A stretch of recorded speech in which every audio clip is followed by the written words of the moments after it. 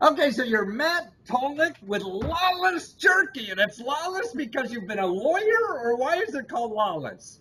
Yeah, it's lawless for a couple reasons. I mean, first of all, you've got that old West mystique of people Uh, roaming around, cowboy hats and horses eating jerky. I don't feel like people nowadays identify as much with that. My story personally is that I was a lawyer.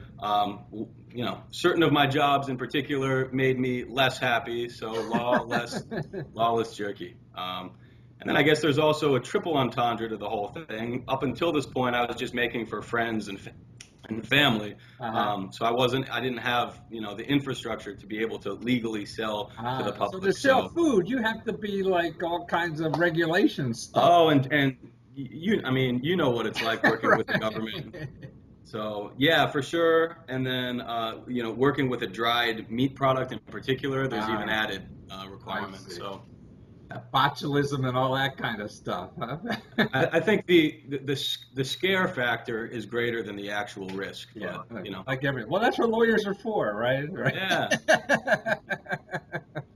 So, so you really studied to be a lawyer, and now you gave it all up to be the jerky guy, huh? yeah, that's the goal. That's Wow, the that's goal, and terrific. Yeah, yeah, and you went out. there's a lot of lawyers out there. There aren't a lot of lawyers turned jerky magnates, and I'm looking to be that guy, to pioneer the way for future lawyers to do other more maybe inspired things or things that play to their hobbies and interests more. Well, I So. mean, that's what's so great to me about your story. I mean, you had a job. I mean, you're a very talented young guy, went to law school and everything. And after, hey, I want to do something really what I want to do and contribute to something I really can contribute at. And that's really the focus of my work is trying to encourage people to do things like you. We don't need another goddamn lawyer. We need better jerky.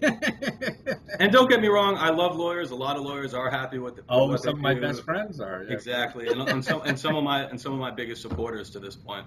Yeah, So no, and I yeah, understand. We do right. need lawyers. We can't do without it. But if that's not for you, I mean, I think we so many professions. See, I want to stop the world. I think we're all in someone else's job because we got there for some reason. So I said, well, that's okay. My dad's phone is going on.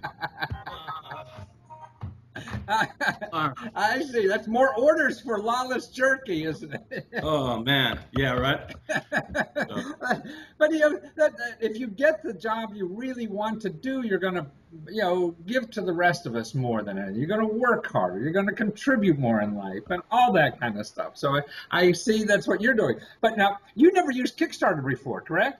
no, in fact I've only backed one project up to Uh-huh. this point, and it's a jerky project, I and see. this is the first of my projects that I've ever hosted, and I guess it kind of goes without saying because we've so far outstripped the goal to this point that Kickstarter has been great to me.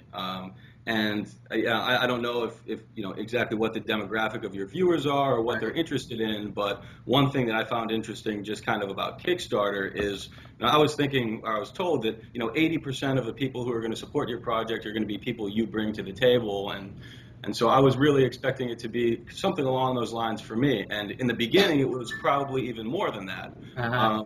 But you get to a certain tipping point when you start to be maybe Uh, featured on the front page of Kickstarter as a I see. popular project or a popular food project, and then people who are just browsing Kickstarter start to come across you, I and see. so we've seen a shift go, and Kickstarter does provide you with some analytical data on Hmm. who your backers are, where they're coming from, and so that shift has gone from the majority of people I know and people who I brought to the table, and now it's approaching kind of 50-50. Really? So maybe because you're already up to 20 grand. You only asked for 15 or 12, right? I asked for 12. Yep. Yeah, and now you're up to 20, and you still have like 3 more weeks or something.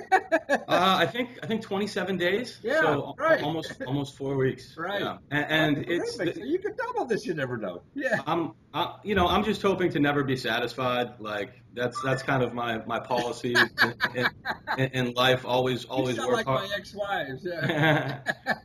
Work hard to just make things better. And Yeah.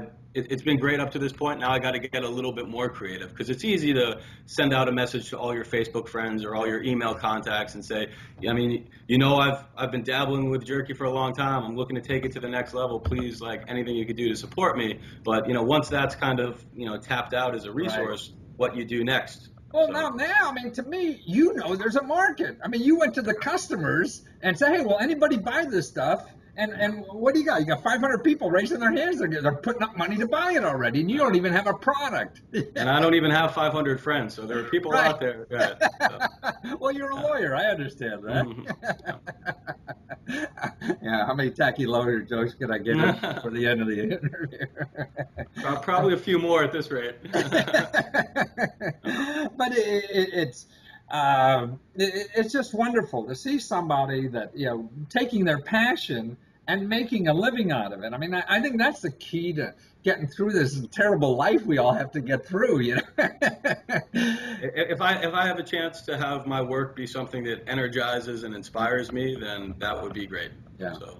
I believe, and that's what I feel so grateful for it in my life, and have been for many years. After I had I got an MBA in computer science back in the 70s, where computers were as big as this house, and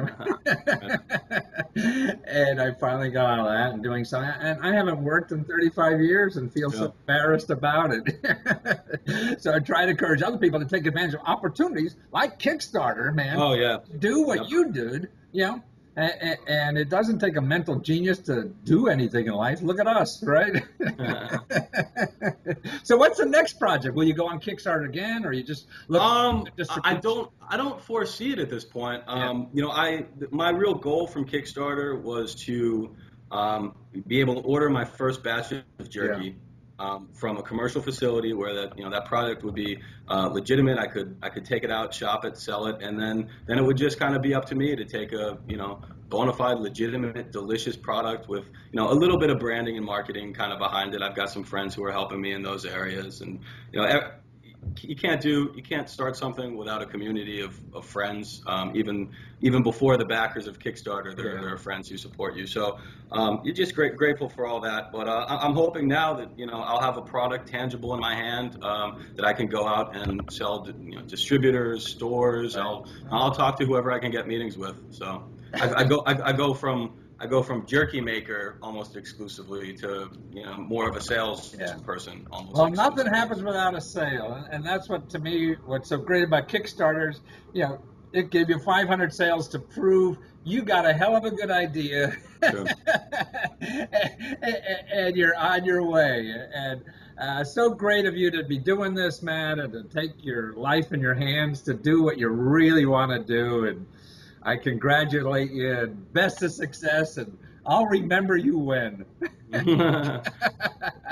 Here's hoping. Take care.